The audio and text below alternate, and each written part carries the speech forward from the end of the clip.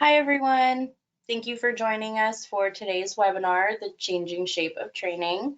My name is Caitlin, and I am a marketing manager here at the Myers-Briggs Company.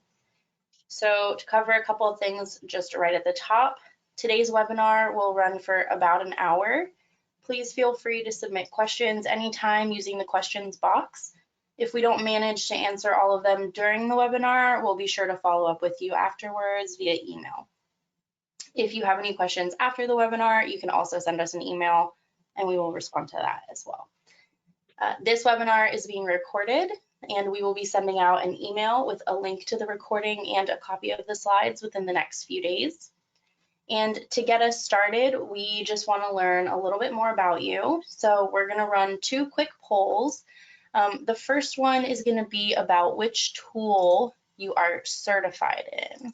And if you're not certified in a tool, you don't have to answer, but I'm going to go ahead and launch that poll right now. So just go ahead and click the one that you are certified in on your screen. And if you are certified in more than one, we have an option for that as well, because you can only select one. So I will give everybody a couple minutes to do that.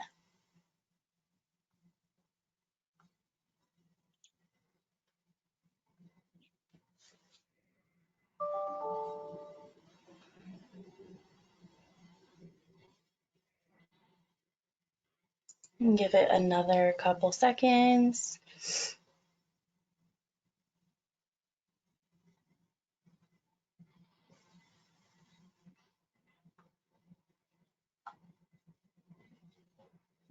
All right, so I'll go ahead and close that poll out. Thank you all so much for answering. And then our second poll is just going to be about how often you're currently using that tool that you are certified in. So put that up on the screen right now so we can go ahead and get a couple answers in on that. I'll give you a couple seconds to submit your answers.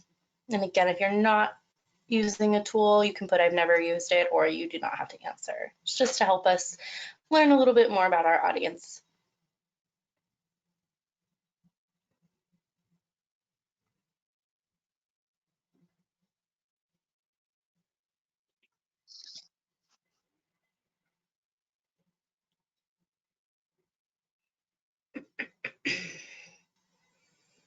Okay, a couple more seconds on this one. All right. Okay, go ahead and close that out. Thank you again for answering that. That will help us. So now I will go ahead and hand it over to our expert speaker for today, Michael Segovia. Thank you, Caitlin, and thanks everybody for completing those polls. It lets us know a little bit more about who is in our webinar today. Interesting use where we see mostly MBTI practitioners, some FIRO. I don't think I saw any CPI unless you are part of the use more than one. And I can see that a number of people use our assessments often, some not, and we want to see how we can help you feel more comfortable using our assessments if that's something that you would like to explore. Our webinar today is around the changing shape of training. We should probably edit that to the ever-changing shape of training, because we are seeing lots of interesting things happen. We have over the last couple of years. My name, if you don't know me, again, is who I am. I'm Michael Segovia. I'm a principal consultant with the Myers-Briggs Company. I'll be celebrating my 35th anniversary this coming May. So more than half of my life, I've been a part of the Myers-Briggs Company. You can see I'm certification faculty for every assessment that we provide certification on. My background is in clinical psychology. And just by chance, I think it's been about 4 or 5 years, I took a certification course on how to deliver programs virtually, thinking there's no way I'm ever going to use this. And then we know what happened. A pandemic hit and we moved to right away transforming our materials, our programs into a virtual format, starting with the MBTI certification program, the FIRO-B certification program, the Strong, the CPI, the Vita Navis certification program. And I've been delivering programs virtually and hybrid and in person over the last couple of years, and I've learned a lot from that experience. And so that's what I'm planning to share with you today. I do want to acknowledge two of my colleagues, Alex and Andy, who actually did the research around this webinar today and put together, I think, some really nice slides for us to explore. So thanks Alex and Andy who delivered this program in the UK. I get to deliver this for our US audience. So here's our overview. We're going to look at how the post-pandemic team landscape has impacted staff. We'll look at hints and tips to support your leaders in managing hybrid teams. We'll then get to the latest methods for delivering engaging learning and development, and ways to manage different employee expectations towards professional development as well. And in our webinar, we have, I think, about 126 people who are currently signed on. There's a lot of experience in our group today, so I hope that you'll bring some of that to the table with your questions and comments as we move throughout our webinar today. We definitely want to hear from you. So let's start with how the post-pandemic team landscape has impacted staff. And our focus is really around this transition to hybrid and remote working and how that maybe has impacted how we deliver training, how that has impacted organizations as well. So we have another poll for you that Caitlin is gonna bring up for us. And this is, how are you, or if you're an independent consultant, how are your top clients working? And in that poll, here we see on screen 100% on-site, 100% remote, or hybrid, 2 to 3 days attending workplace, remaining days remote. And we'll give it some time for those answers to come in. I can see, well, I'm interested. Most people so far, oh no, I'm seeing most people we're getting a hybrid response, some in the office and some remotely. And that doesn't surprise me at all to see that. I'll give it a few more seconds to let people fill in their answers as well. My guess is this has changed quite a bit for us over the last couple of years. And as you are continuing to answer,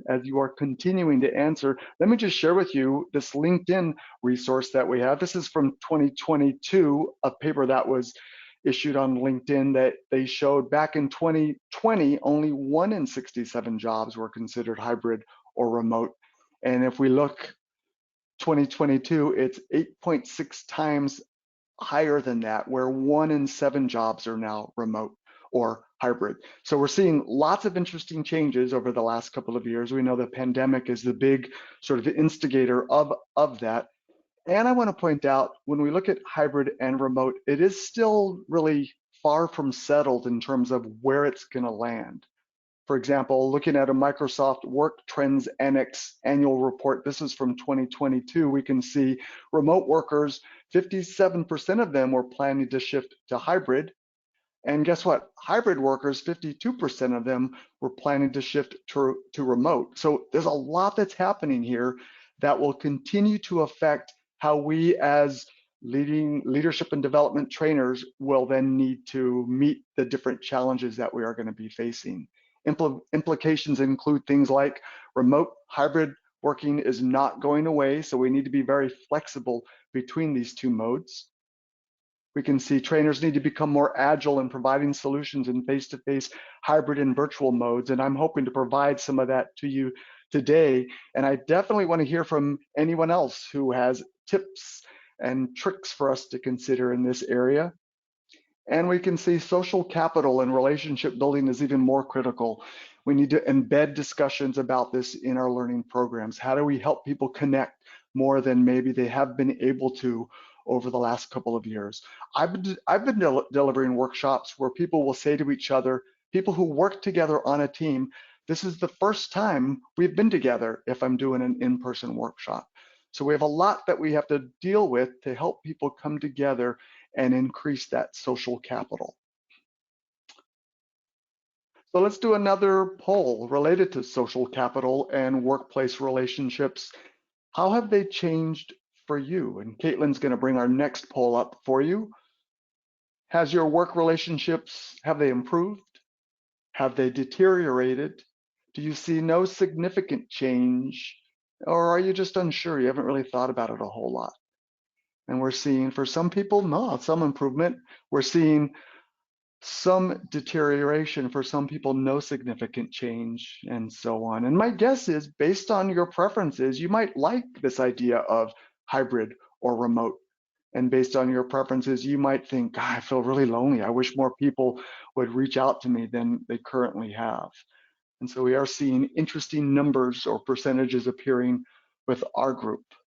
By the way, we're going to look in a bit how our organizations, or more specifically, how our leaders prepared or dealing with these changes, and what do they think about these changes.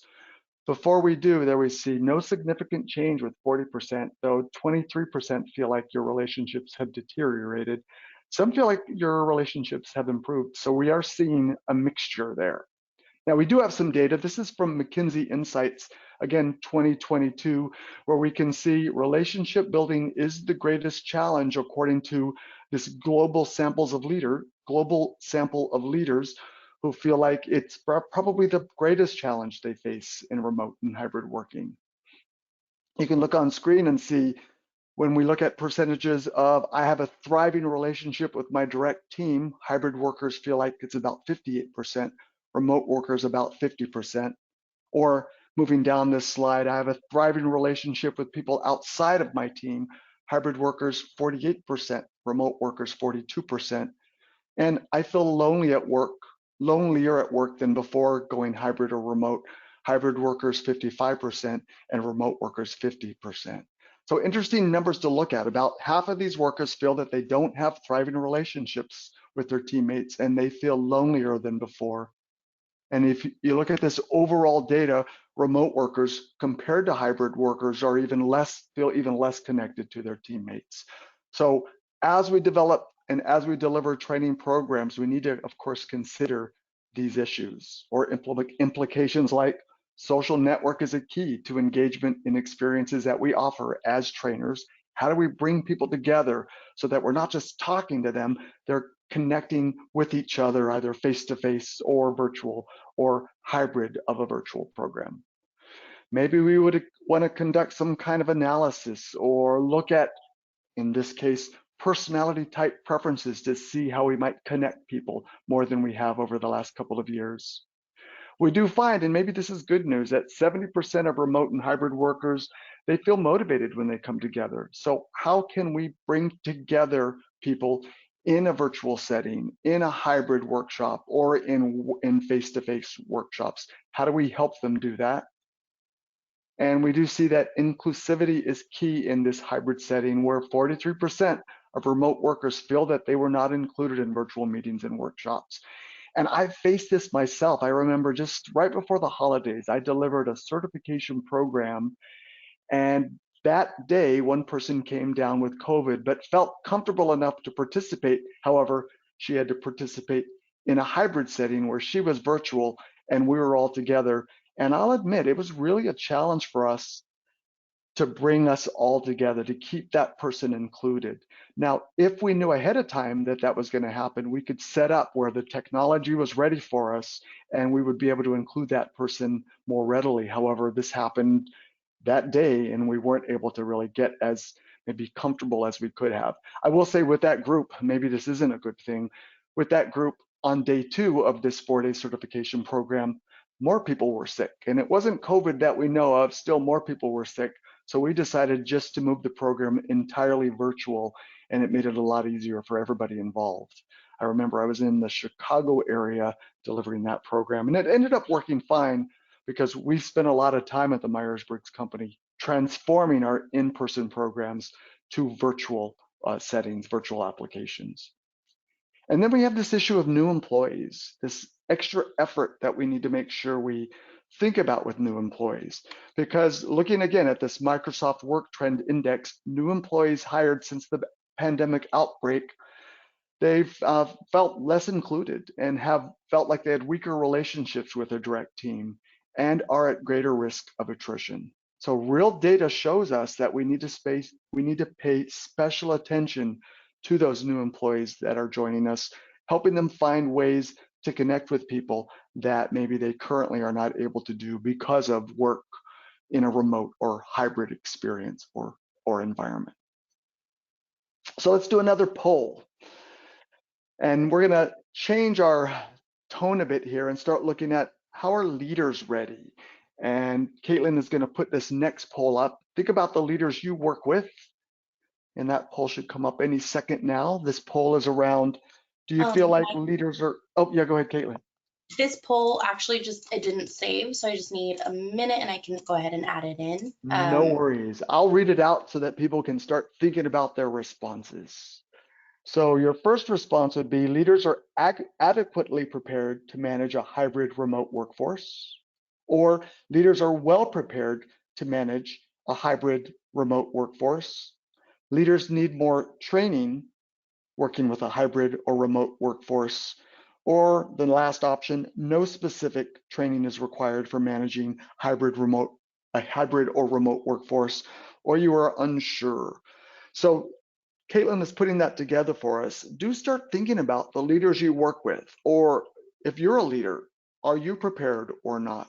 Because we're going to then compare your answers to what the data shows us, and it might surprise you, it might not, based on the experiences that you have with different groups that you're working with. And I know it's a lot for Caitlin to enter in, and she's probably typing fast and furiously, if that's even correct grammar. So hopefully that will come up for us very soon. Caitlin, if you want me to come back to this one, I can always come back as well. No worries if we want to come back to this poll.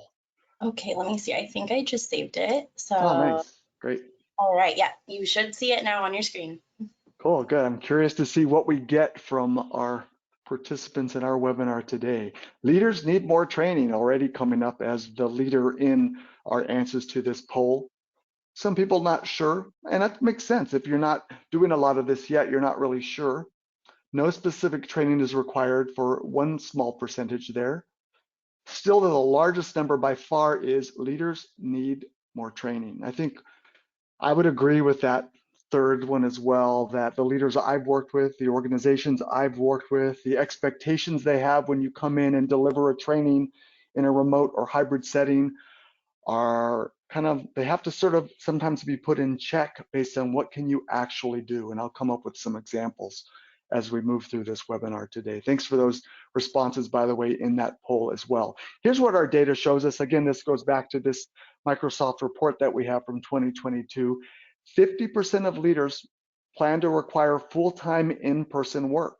So that's what we're getting from leaders, moving back to in-person work. And yet, when we look at employees, 52% of them are considering going to hybrid and remote work. So there's this disconnect that we're actually seeing between leaders and employees based on this annual report from Microsoft.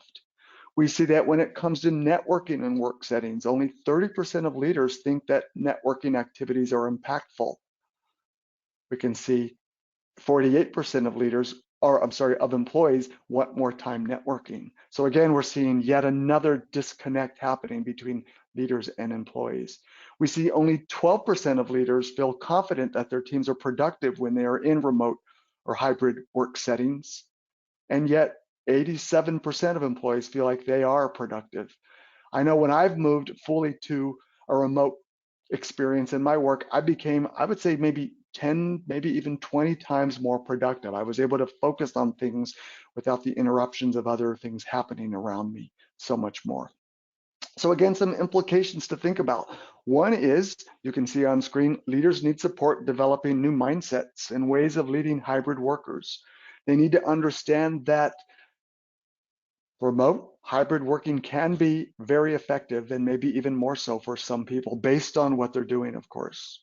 We need to consider enhancing communication between leaders and team members and how critical that can be, especially for those leaders who don't feel like it's important. And we need to help this idea of clarity on organizational priorities and how that can benefit both performance and trust of employees. How are organizations being clear about what their priorities are with employees? I know at the Myers-Briggs Company, we have lots of really good communication. It's consistent monthly and even weekly, where our president sends out information to all employees about what are our priorities, what are our successes, what are our challenges, so that we are staying together and we're communicating on a constant basis, even though we are not all in that same physical space as we used to be. So let's look at these new expectations that are the result of all that we are seeing, these challenges that we're facing based on delivering programs virtually, delivering programs in more of a hybrid setting as well.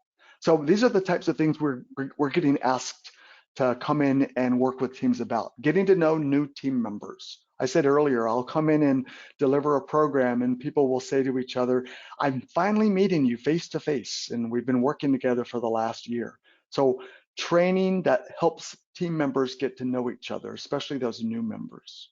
Ways to engage teams going through change. And we know this change is a constant. It's something we see every day. And I think with this post-pandemic training experience that we're expected to provide, there's more change that's happening there as well. And also building trust across remote teams. It's hard when you're not working together to develop that trust, to get that social capital to build upon what you can learn from each other moving forward. So again, this is what we're often asked to come in and deliver when we bring in the Myers-Briggs or the FIRO when I'm doing a workshop, or the Thomas Kilmann conflict mode instrument as well. These are different things that customers are asking us to explore. So we see there are different expectations as well. Some organizations want us to come in and deliver 100% face-to-face delivery. And if you haven't been doing that for the last couple of years, excuse me, it can be a bit sort of intimidating to suddenly be in front of, my first one back, I think I was in front of 70 people. And then the one right after that, 325 people. Most of the time I'm working with groups of about 20, 25 or so. However, you're in front of a bunch of people and suddenly you're realizing, why is everybody looking at me again? That can be a new thing for us if we haven't been doing that for the last couple of years. Traditional virtual workshops and virtual delivery has become traditional, where all of us by now are very comfortable with things like Zoom. We're using GoTo now, or you might even use Teams. There are all different platforms that let you deliver virtually, where you have 100% participants and facilitator on remote individual laptops. I actually like this approach. It's what I've been doing over the last couple of years. I'll be very transparent though and tell you my favorite still is face-to-face delivery. To me, that's what I feel like I get the most from. And then we have this third option, this hybrid experience, where some participants are working remotely, some are working face-to-face with the facilitator either face-to-face or working remotely. I did work with one organization. It's a tech startup. I can't name the company, of course. And I remember with that group, I was there with them. One person was remote. However, that person was in I would just describe it as a robot, where that person was in the room and it was on, this person was on a screen, and that robot would move around the room based on any learning activities or learning tasks that we were running. And I think it actually worked really well. Every now and then that person in the robot didn't realize where he was. And so I'd have to say, could you move to the side? You're in front of everybody else. However, for the most part, it worked well. Now, most companies don't have that kind of funding to provide something like that. So it's a little harder when you don't have something like that available to you.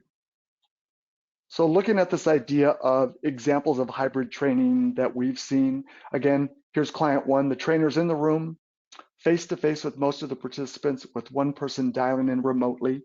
That can work. Of course, there are some challenges, and we'll bring up some of those in a bit. Client two, you have a team of participants in the room together, they're face-to-face, and the trainer is dialing in remotely to lead that training. And we've had a few of those over the last few months, actually, where it's how it has worked. And then you see client three, the trainer dialing in remotely, virtually to lead that training, with some participants in the room together face-to-face, while some are dialing in remotely. Now, my preference again is we're either all together in a room or we are all together virtually. However, the reality of what we are delivering when it comes to this changing face of training is we are getting all kinds of requests, and we need to be ready to start delivering what our clients need. Might be hard for us, I'll admit it's hard for me. The first time I delivered a virtual program, I remember being terrified. I knew the content, I just didn't feel as comfortable with the technology. So getting more and more comfortable with the technology can really, really help. It's why I think Zoom works best for me. I think Zoom has more features available for things like breakouts and polls and so on. You see polls, we're using GoTo, that works as well here. I have delivered a 4-day program with GoTo. There are just some limitations in terms of how many breakouts you can use and so on moving forward. So all of that comes together with just helping us look at some of the latest methods for delivering engaging learning and development. Some things we've come up with, some things I've done, and we definitely want to hear from you. So please, in chat, enter in what you've done so that we can all learn from each other. Because again, we have lots of experience in our room. We're up to 149 participants in our webinar today. So here's some practical tips for practitioners when it comes to virtual training. You want to design workshops with adequate and frequent stretching and breaks. So we're at about or closing in on that 30-minute mark. So I always at that 30-minute mark, and I would recommend everybody do that now, get a good stretch in. And it's not a formal break, it's just a quick stretch, just so our energy can get refocused. I know for me, I need to remember to keep my head back because my posture tends to move forward. That can lead to neck problems when I'm delivering virtually. I would maybe even, as a trainer, get a desk that lets you move your position. For example, my desk moves up and down, so I'm going to move up to my stand position so that I get my stretch there as well. And if participants have that, it's a good time to offer that for them. By the way, breaks I like to have every hour. So if I'm doing a full day workshop, every hour I like to have a 10-minute break. I'll admit every now and then I'll cheat and make it 7 minutes. However, I think 10 minutes is a good amount of time for people to get up, get something to drink, get whatever thing they need to get done, and then come back to your session.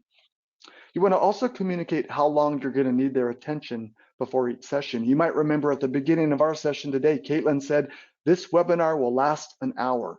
So it's important you let people know that so they know how much time they're expected to stay focused with you in that virtual training.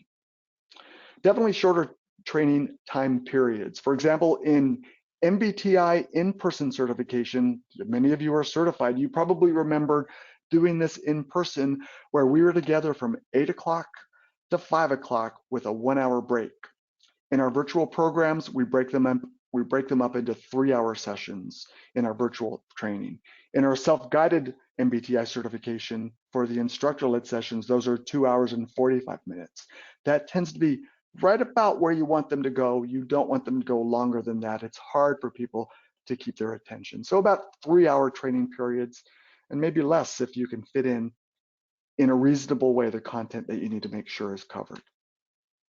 I would like to include breakouts. We're not doing breakouts today because this isn't really a training, it's more of a webinar. However, breakouts are important because they break up, maybe that's why they're called breakouts, they break up the focus so people aren't just listening to you as the trainer, they get to engage and learn from each other.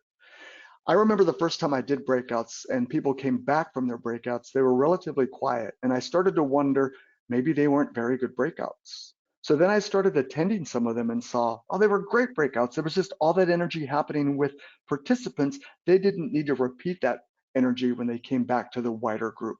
So don't assume when people come back from breakouts, if they're quiet, that it wasn't a good experience for them. For the most part, people will say, as long as you structure the breakout well, people will say, wow, that was really meaningful. Thanks for giving us that time. And self-guided learning activities away from the screen. So when you are delivering a virtual training of any kind, maybe give people some content to take a look at ahead of time. And in between sessions where people get some solo time to just sit down, maybe with a cup of coffee or some hot chocolate or some tea, and they can just do some reading on their own so they're not just listening to you. We do know when it comes to personality type, people who prefer introversion and judging, they need that solo reflection time. In fact, most of their learning or a good part of their learning happens when they're away from the training, not in the training. So if you give them some of that self-guided learning experience, that can really help people, again, who prefer introversion and judging, and maybe even all of us as well. And this is one that recently came up for me. You want to confirm that platform features of participants. You want to confirm the platform features of participants ahead of time. I was delivering a program recently, and I assumed it was on Zoom. I assumed everybody would be able to use chat in that program. Well, what I learned when we started was their organization had disengaged chat so nobody could use it. So I had to, in that moment, decide what are other ways we can have people engage. Of course, I always like people to unmute and share questions, share comments, However, every now and then you just want a quick answer, and chat's a great way for me to do that. Luckily, that group was able to use annotate, so they were able to use check marks and X's to give their answers. And if anybody wanted to give me more information, they could just unmute. So just make sure that the features you're using, the team that you're working with, the organization that you're working with will allow those features. I know some organizations using Zoom don't have annotate, so that can be a problem if you're planning to use that quite a bit as well. So you want to confirm ahead of time to make sure those features are available for your participants. So here's some practical tips for us going back to face-to-face. And I've delivered, I think when it comes to the MBTI certification, just by itself, I've delivered that 4-day program over 220 times in my career. I've delivered many FIRO certification programs, strong. I've delivered many applications workshops as well. So I have a lot of experience here. Again, though, many of us in our group, we have a lot of experience as well. So one thing to remember is, as we're getting back in front of people, is to remember to prepare more than maybe we have when we've just delivered virtual programs. One advantage when I'm delivering a virtual program is I have all these fun little notes around my screen that you can't see. For example, if you want to know maybe your preferences are ISFJ and you want to know what percent am I in the global sample, I can just take a look at my little post-it and it'll read 8.4% of our global sample prefers ISFJ, or that's their reported type. Or if you want to know a little bit more about what about thinking and judging, what percentage is that? That's 29.3%. Those are little notes I have around my laptop that help me look smarter than maybe I am. Now, if I'm doing this in front of a group, I won't have all of those little post-it notes. So what I've done is, in an MBTI workshop, for example, I have a nice big type table in the room. And in the little corner of each type, I'll put in those percentages. So if that comes up, that'll help me prepare more so that I have that information available to me. No Zoom names when we're working with people face-to-face. It's nice in a Zoom program, I can see when your video is up, all of your names there. It's really easy for me. In person, suddenly I have to memorize names again. And I think it's crucial to know everybody's name by the first hour of a workshop, ideally even before you begin that workshop, so that when somebody asks a question, you call them by name. To me, that's a training skill I've learned to develop. And what I've done is I'll walk into a room ahead of time, and if they've already been placed, name tents have already been placed at each table, I'll create a table map. I'll just draw on a piece of paper circles of the tables and write down names. And as people come in, I just start memorizing the names. If they add their names once they've come in, on my table map, I'll just start adding names there. And right off the bat, a person raises a hand and I'll say, yeah, Joanna or Frank. And right away, it elevates how people see you as someone that knows people and understands people by their name and not just by, hey, you, or just by pointing at someone. So try that. My memory is not one of my gifts. And yet when I train in my evaluations, often people will say, it's amazing. He knew my name. How did he do that? And how important it was for people. So learning names, I think, is a big deal. And you want to factor in some extra time for group exercises. So I talked about this, or mentioned earlier, this group, 325 people.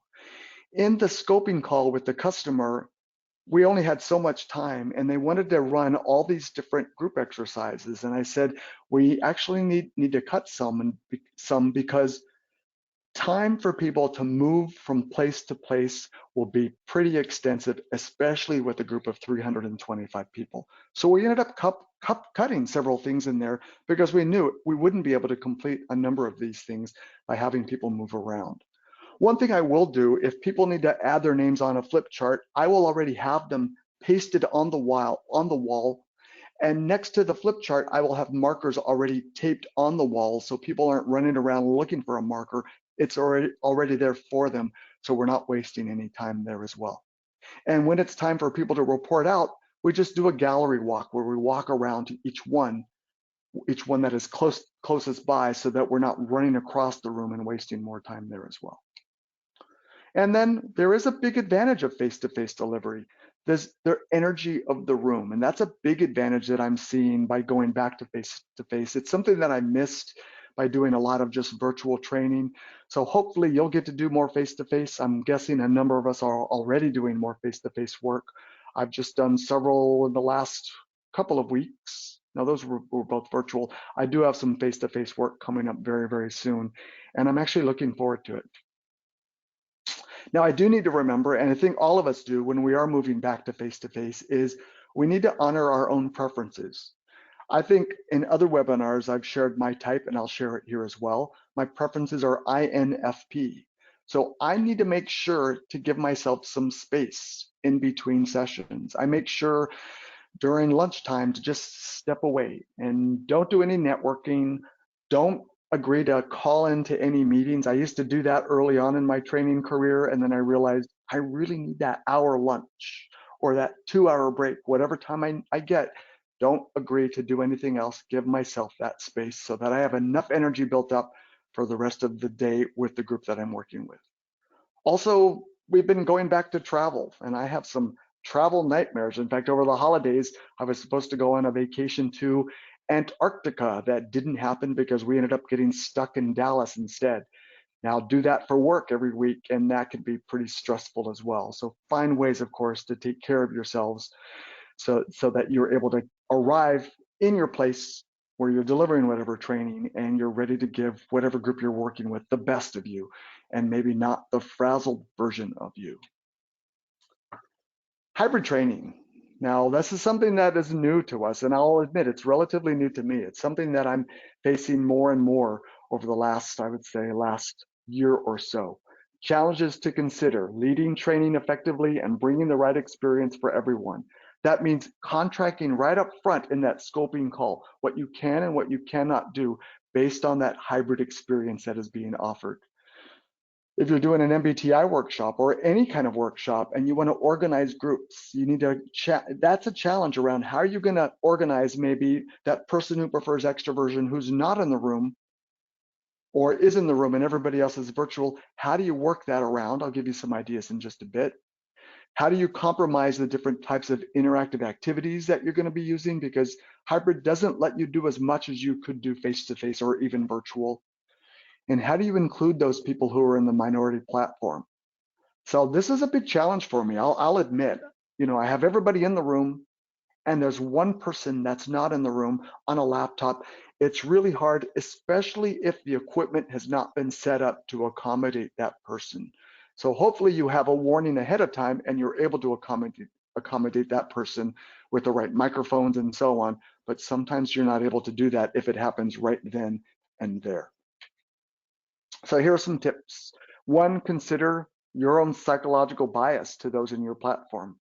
And I face this where I'm virtual with everybody and there's one person who is maybe, or a couple of people who are together in their own virtual space. That can be really hard for me and for us as trainers. So we need to consider, make sure you pay attention to people who are in a different platform than you are. Maybe set up a buddy system. So for that person in that minority platform, they have a designated laptop that one person in, let's say you're delivering in front of a group of people and there's one person on a laptop, ask or invite somebody to be that buddy for that laptop person to move them into the different groups so they don't get left out.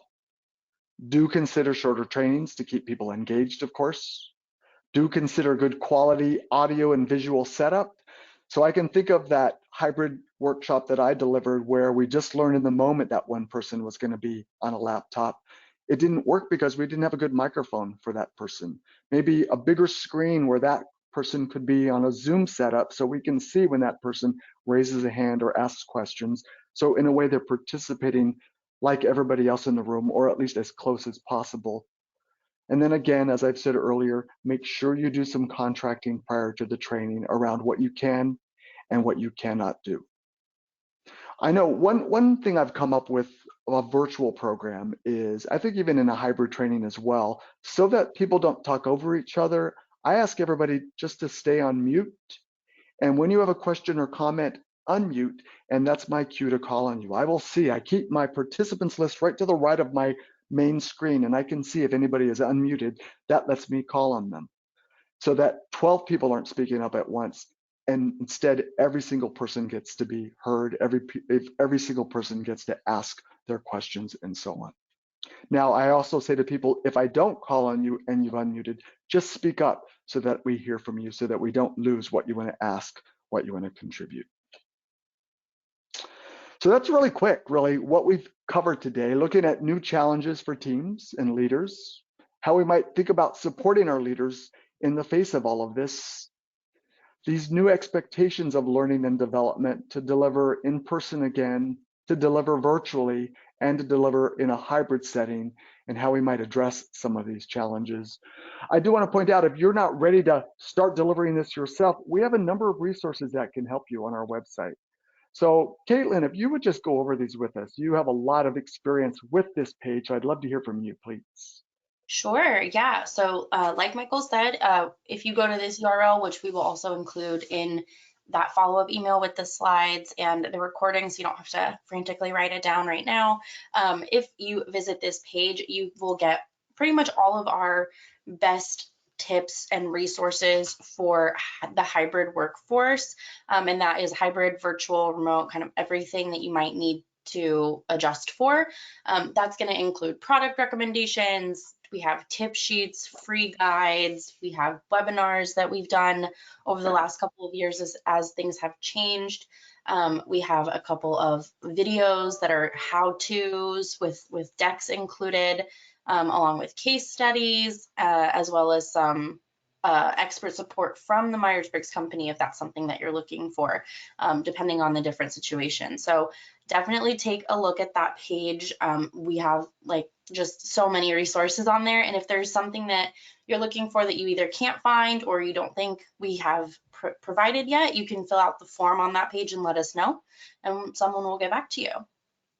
Great, thanks, Caitlin. And yes, again, that link will be sent to you. So I would recommend taking a look at it. I was there earlier today, and there's a lot of really good resources just to remind us around how are we going to deliver training moving forward in the world that we are now a part of.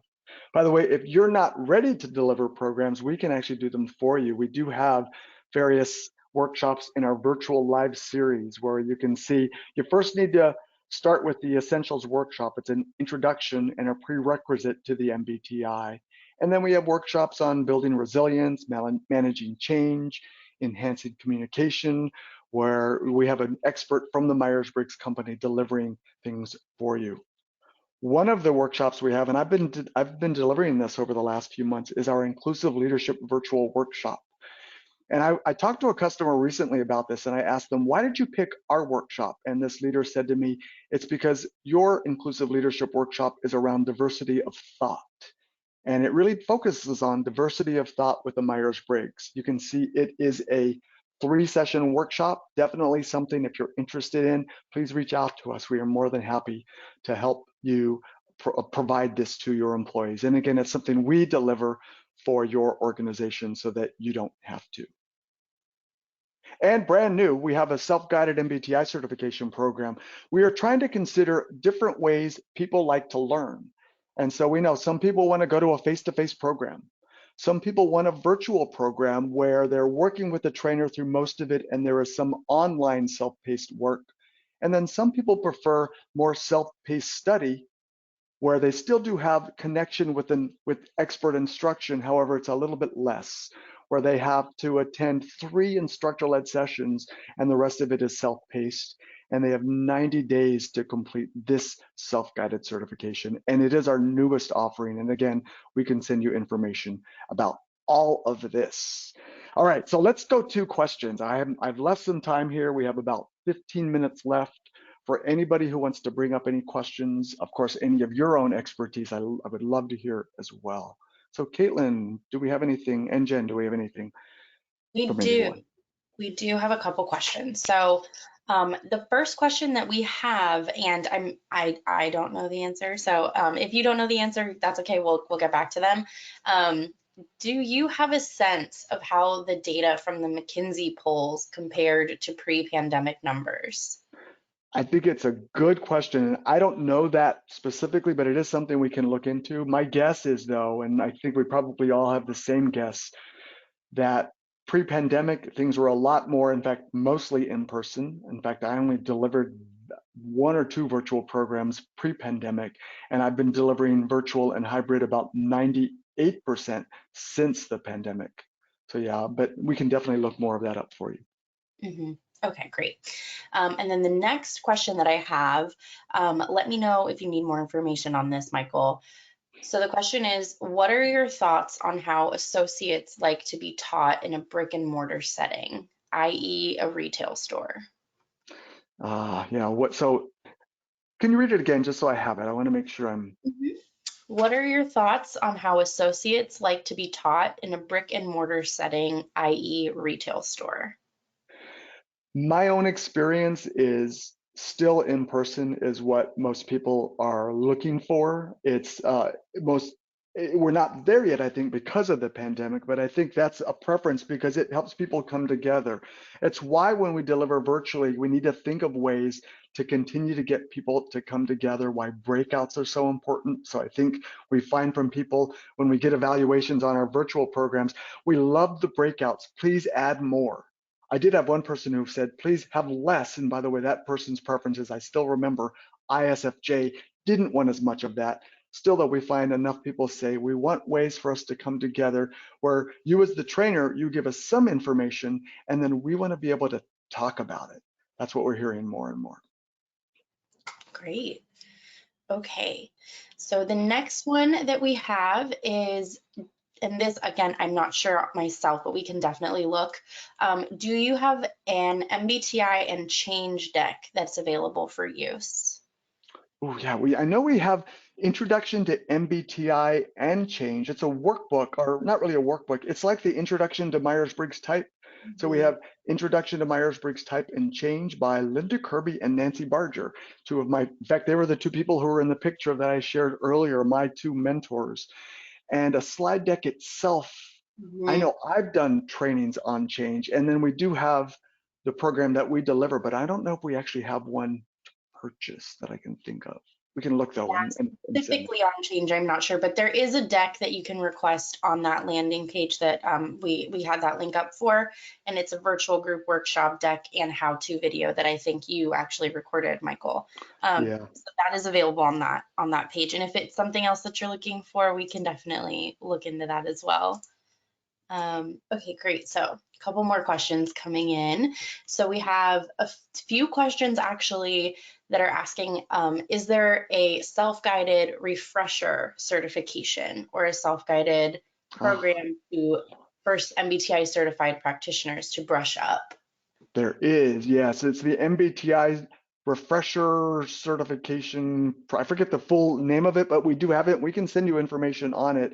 And what you'll find in there will be different videos that I've done along with my colleague and my manager, Sherry Haney, to introduce it and explain different sections. And then there are videos actually of me delivering parts of that certification program so that you can remember things like type dynamics. How do I figure out for ENTJ that the favorite process is extroverted thinking, and the second favorite is introverted intuition, and the third is sensing, and the fourth is introverted feeling? How do I figure that out?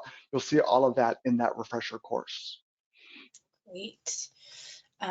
Yes, I'm getting a couple more about people wanting information on that refresher course, so we will Good. absolutely send that over to you. If you would like to receive information about that, just go ahead and type that in the questions box so that I can keep a running list.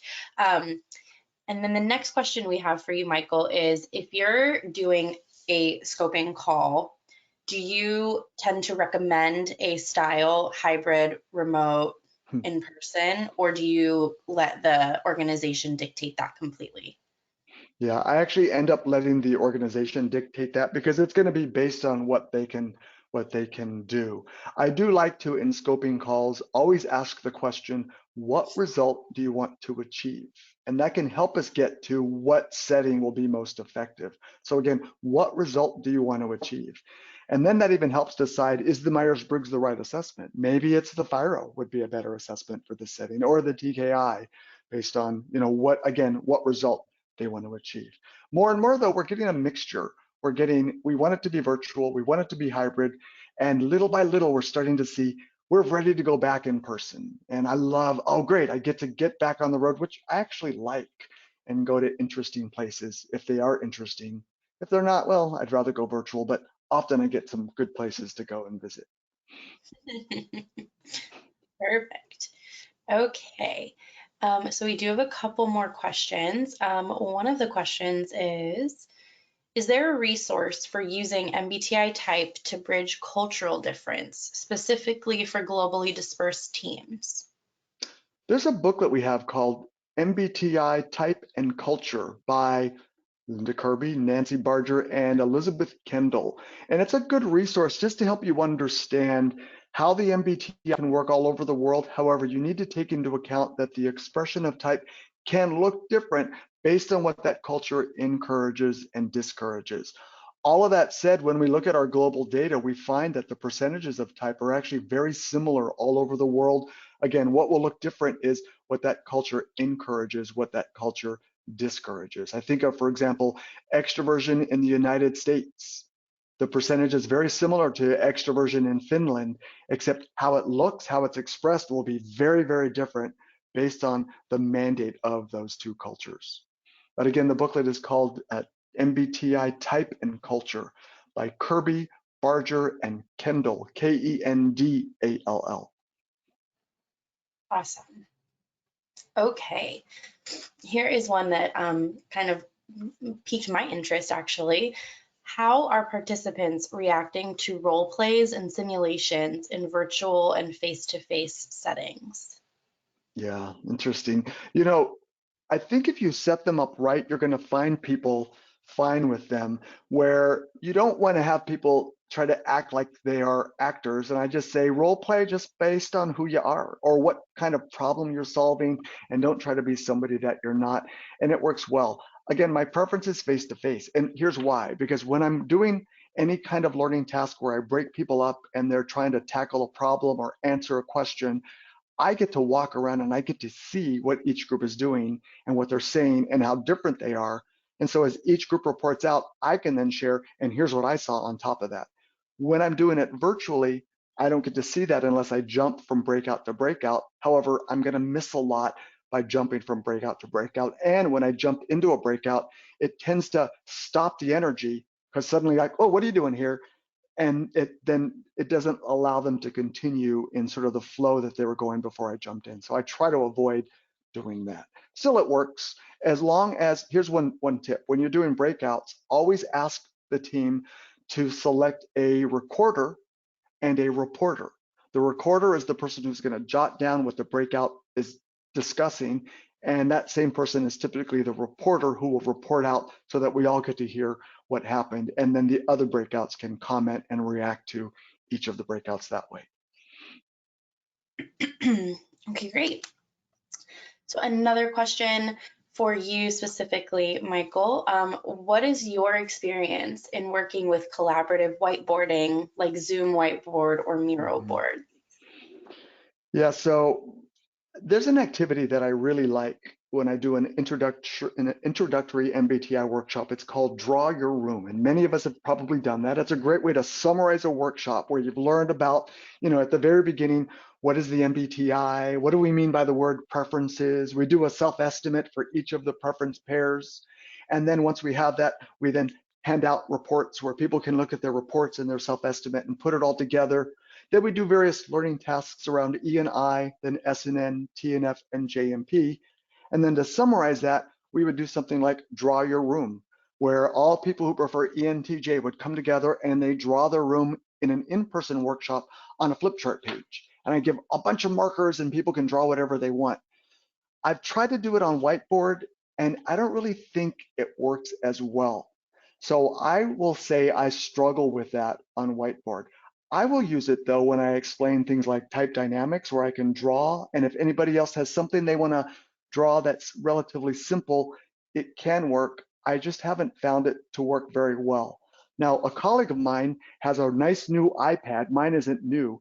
She can actually on her iPad using a pen do really interesting drawings. But in a workshop, most participants won't have something like that unless you make it a requirement. So I'm still struggling with whiteboard. I'll use it, but I don't find it as useful as it could be yet. Hopefully it'll get there. Awesome. Okay, so I think that is all the questions we currently have. So if you have any last minute questions you want to submit really quick, go ahead and do that right now. Otherwise, we will pause for a minute, but then start to wrap up. So I'm not seeing any new questions come in.